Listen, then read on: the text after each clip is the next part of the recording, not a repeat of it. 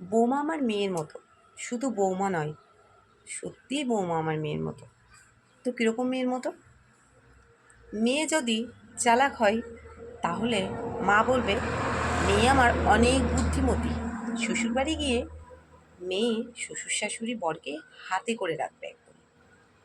আর বৌমা যদি চালাক হয়, বাবা বৌমা বুদ্ধিমতী, শুধু বুদ্ধিমতী নয়, কুবুদ্ধি যাকে বলে।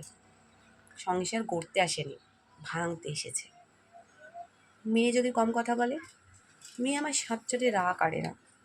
মেয়ে আমার খুব ভালো, শান্ত স্বভাবের। বৌমা যদি কম কথা বলে তাহলে বৌমা না মুডি, কারোর সঙ্গে সেরকম মিশতে পারে না, সবার সঙ্গে মিশতে চায়ও না। বৌমা যদি ঘুম থেকে দেরি করে ওঠে তাহলে বৌমা, আজ যে দেরি করে উঠছো, চাটা হবে না নাকি? আর মেয়ে যদি ঘুম থেকে দেরি করে ওঠে, কী রে অনেক বেলা হয়ে গেল, চাটা খেয়ে নে। মেয়ে যদি শরীর খারাপ করে, মা তাকে প্রাণপণ দিয়ে যত্ন করে।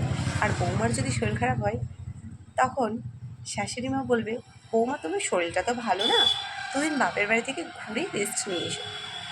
সারা বছর যাদের জন্য করছে আর দুদিন সেই বৌমার জন্য করতে পারবে না? এটাই হলো বৌমা। আর বৌমার যদি কান্না পায়, দুঃখ পায়, কষ্ট পায়, তাহলে বৌমা নাটক করছে, ন্যাকামো করছে। মেয়ে কষ্ট পেলে মায়ের এখানটাই কষ্ট হয়, আর বৌমাদেরটা মনে হয় যেন নাটক, ন্যাকামো। বৌমা যদি সুখে থাকে ছেলের সঙ্গে, এখানে জ্বলে যায়।